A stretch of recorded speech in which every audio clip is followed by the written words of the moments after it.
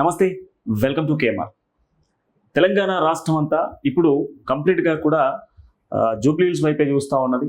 ఎందుకు అనంటే జూబ్లీహిల్స్ ఉప ఎన్నిక అనేది మాగంటి గోపీనాథ్ మరణం తర్వాత వచ్చినటువంటి ఎన్నికను తమ సిట్టింగ్ స్థానాలను కాపాడుకునేందుకు బీఆర్ఎస్ పార్టీ ప్రయత్నాలు కొనసాగిస్తుంది. దాంట్లో ప్రధానంగా సిట్టింగ్ స్థానమైనటువంటి బీఆర్ఎస్ సిట్టింగ్ స్థానాన్ని వ్యూహాలు రచించుకుంటూ కంప్లీట్గా కూడా గతంలో మునుగోడు ఉప ఎన్నికలో ఏ విధంగా అయితే రాజగోపాల్ రెడ్డిని ఓడించే ప్రయత్నం చేసిందో ఈరోజు కాంగ్రెస్ పార్టీని కంప్లీట్గా కూడా ఓడించాలి అండ్ సిట్టింగ్ స్థానాన్ని కాపాడుకునే ప్రయత్నంలో భాగంగా బీఆర్ఎస్ వ్యూహాలు రచిస్తూ ఉంది. ఇప్పటికే బీఆర్ఎస్ పార్టీ సభలు సమావేశాలు పెడతా ఉన్నారు.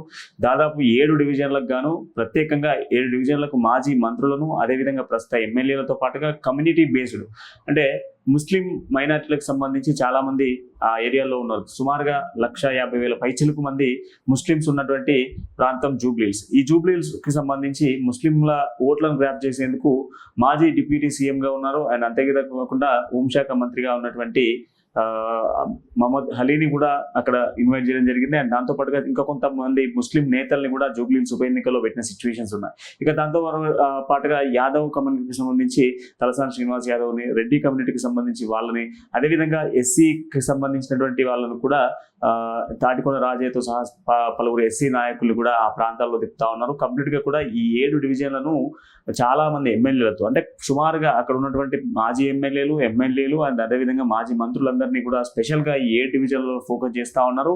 ప్రస్తుత ఎమ్మెల్సీలుగా ఉన్న వాళ్ళను కూడా ఈ యొక్క ఎలక్షన్స్కి సంబంధించి దానిపైన స్పెషల్ ఫోకస్ బీఆర్ఎస్ పార్టీ చేస్తూ ఉంది. వ్యూహ రచన చేసుకుంటూ మునుగోడు ఎలక్షన్లో ఏ విధంగానైతే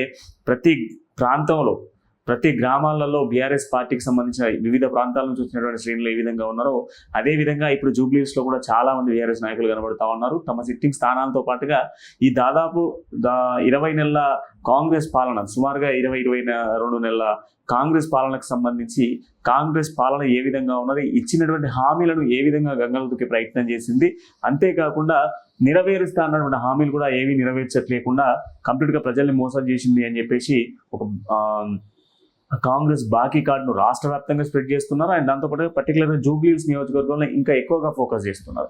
అండ్ ఇంటింటికి ప్రతి ఒక్క బీఆర్ఎస్ నేత వెళ్తా ఉన్నారు. ఇంటింటికి వెళ్ళి గతంలో బీఆర్ఎస్ ఇచ్చినటువంటి పథకాలు కావచ్చు, మాగంటి గోపీనాథ్కి సంబంధించినటువంటి చరిత్రను కావచ్చు, కంప్లీట్గా ఆయన సుదీర్ఘమైనటువంటి రాజకీయ అనుభవాన్ని కావచ్చు, తన కుటుంబానికి మళ్ళీ మీరంతా అండగా ఉండాలి అని చెప్పే ప్రయత్నం చేస్తూ ఉన్నారు. కొంత సెంటిమెంట్ని వర్కౌట్ చేసే ప్రయత్నంలో భాగంగా బీఆర్ఎస్ చేస్తూ ఉంది. ఇప్పటికే చాలా సర్వేస్ కూడా చెప్పినాయి జూబ్లీహిల్స్కి ఉప ఎన్నికకు సంబంధించి ఒక 5% కంప్లీట్గా కూడా గ్రాఫ్ కనబడుతుంది. ఒక 5% గ్రాఫ్ని బీఆర్ఎస్ పార్టీకి కనిపిస్తుంది అనేది చెప్తా ఉంది. బట్ అక్కడ నవీన్ యాదవ్ పోటీలో ఉన్నాడు కనుక నవీన్ యాదవ్కి టికెట్ కాంగ్రెస్ ఇచ్చింది కనుక నవీన్ యాదవ్కు సంబంధించి యాదవ్ కమ్యూనిటీకి సంబంధించిన ఓట్లన్నీ కూడా నవీన్ యాదవ్కి వెళ్ళేటువంటి అవకాశాలు ఉన్న నేపథ్యంలో యాదవ్ కమ్యూనిటీని కూడా ఎక్కువగా ఫోకస్ చేస్తూ ఉన్నారు. అండ్ మెజారిటీ ఆఫ్ ద పాపులేషన్లో ముస్లింలకు సంబంధించి మైనారిటీకి సంబంధించిన ఓట్లు ఉంటాయి కనుక వాళ్ళని కూడా గ్రాప్ చేసే ప్రయత్నం చేస్తూ ఉన్నారు.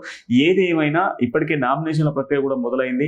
ఏదేమైనా కూడా కంప్లీట్గా జూబ్లీహిల్స్ ఉప ఎన్నికకు సంబంధించి బీఆర్ఎస్ తమ సిట్టింగ్ స్థానాన్ని కాపాడుకునే ప్రయత్నం, ప్రజలకు కాంగ్రెస్ పైన కంప్లీట్గా కూడా వ్యతిరేకత ఉన్నది అనేది నిరూపించాలి అన్నటువంటి ప్రయత్నంలో భాగంగా బీఆర్ఎస్ పార్టీ ప్రయత్నాలు కొనసాగిస్తూ ఉంది. అండ్ దాంతో పాటుగా ఇంకొక అంశం ఏంటి అంటే ప్రధానంగా కాంగ్రెస్ పార్టీకి సంబంధించి చాలా మంది మంత్రులు కూడా ప్రవేశిస్తున్నారు. సుమారుగా ఇప్పటికే 3 మంత్రులు కంప్లీట్గా జూబ్లీహిల్స్ నియోజకవర్గాలలో తిరుగుతూ ఉన్నారు. కానీ తిరిగినప్పటికీ కూడా ఫలితం కంప్లీట్గా అంటే కాంగ్రెస్ అధికార బలంతో బీఆర్ఎస్ పార్టీకి సంబంధించినటువంటి సీట్ను కొట్టుకెళ్లే ప్రయత్నం చేస్తుంది అని చెప్పేసి కంప్లీట్గా మునుగోడు వ్యూహాన్ని రచిస్తూ ఉన్నారు. మునుగోడు వ్యూహాన్ని రచించి మునుగోడులో ఏ విధంగా అయితే సక్సెస్ అయ్యామో అదే విధంగా జూబ్లీహిల్స్లో కూడా సక్సెస్ కావాలి అని చెప్పేసి ప్రయత్నాలు చేస్తూ ఉన్నారు.